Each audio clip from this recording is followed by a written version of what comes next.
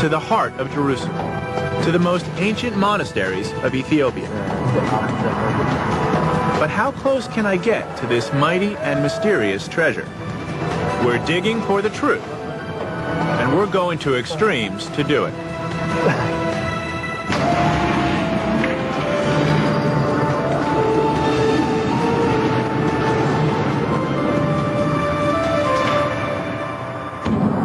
It's one of the most famous stories in the Bible, the Israelites' 40-year exodus from Egypt to the Promised Land. This was the harsh and dangerous terrain. The covenant was much more than a storage vessel for the Ten Commandments.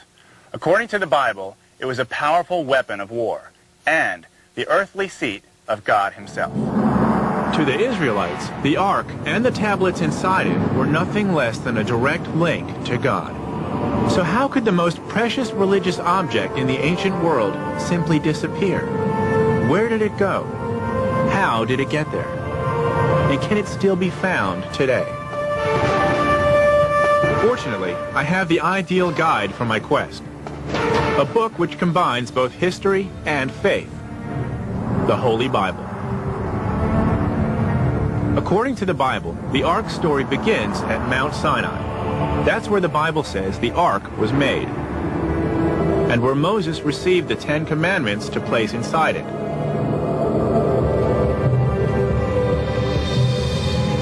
I'm at the base of Mount Sinai in Egypt. This is a place that is among the most revered sites in this holy land. Into being. It's my goal to follow the biblical path of Moses up the mountain to see if any archaeological evidence remains. But first, I'm going to make a quick stop at St. Catherine's Monastery here at the foot of the mountain. It's claimed that the original burning bush where God first revealed himself to Moses still grows here.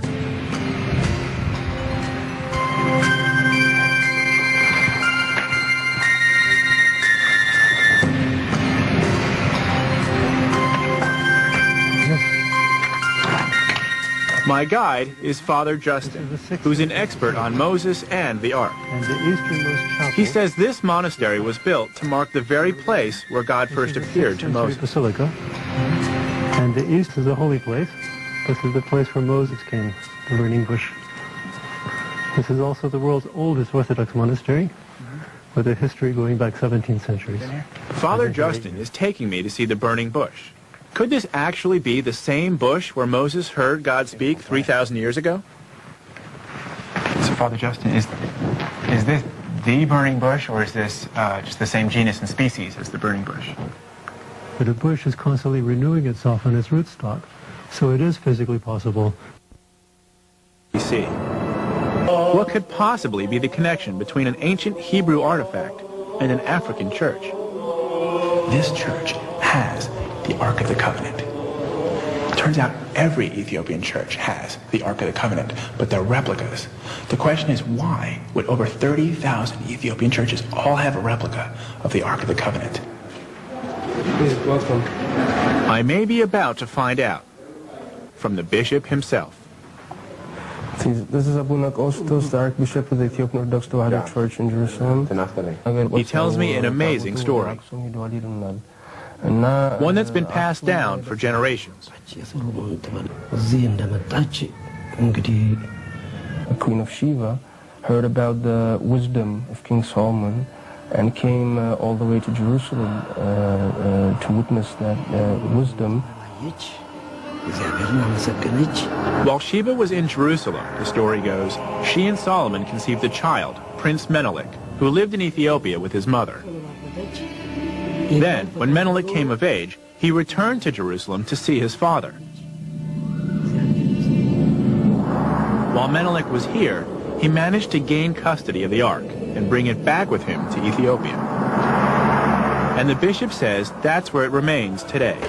So, the Ethiopian Orthodox Church believes that they have the real Ark of the Covenant in Ethiopia. They venerate the Ark, and that's why there's a replica in all their churches. It also turns out northern Ethiopia is the ancient biblical land of Ophir. It's an area with strong historical ties to Judaism. Coming up, I'm off to Ethiopia to visit an ancient monastery which the bishop says may hold the secret to the Ark's fate. But to get there requires a death-defying climb up a sheer cliff and a brush with Africa's worst weather.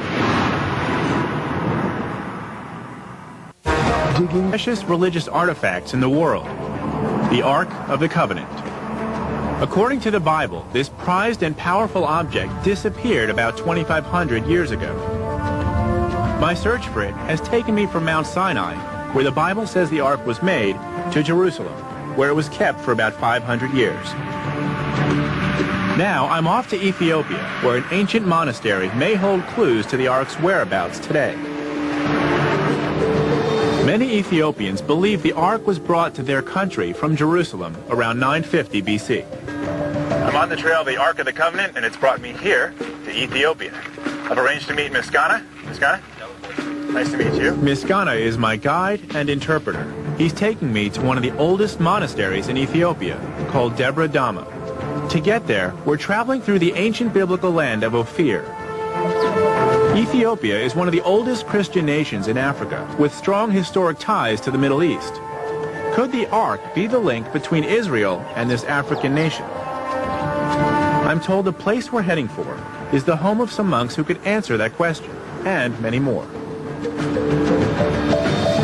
Debre Damo is the largest repository of ancient Christian manuscripts in Africa.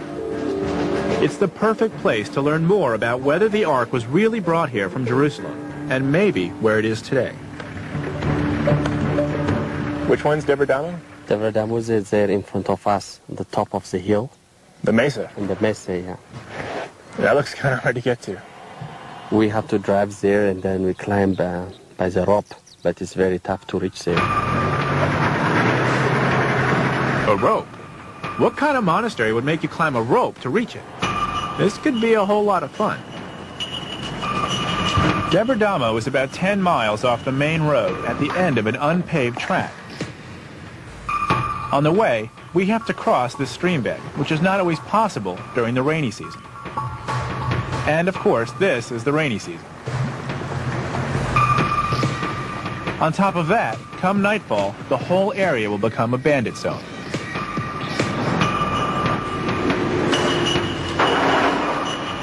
Yes. The long drive. Finally. Welcome to the monastery of Debre Damo. Amazingly, it's built at the top of this sheer rock face.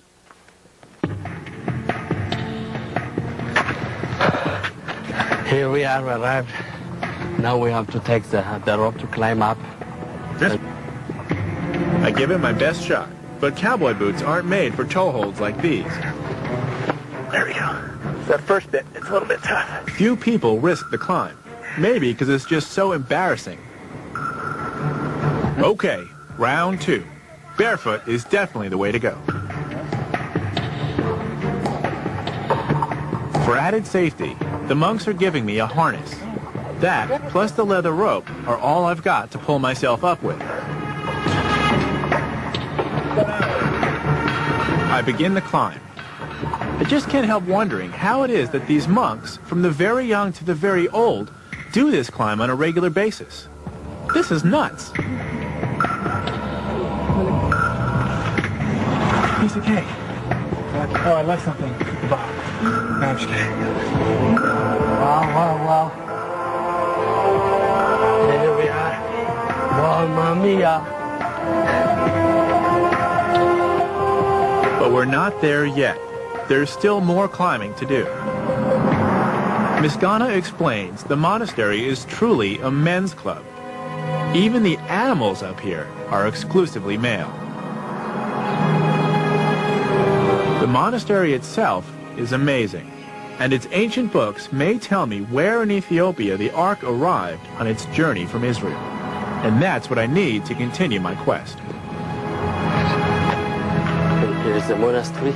Here we arrived at the church, made the crossing. The monastery is dedicated to Saint Aragawi, one of the first saints to bring Christianity to Ethiopia back in the 4th century. Since the 6th century, its monks have safeguarded some of the most precious religious manuscripts in the nation.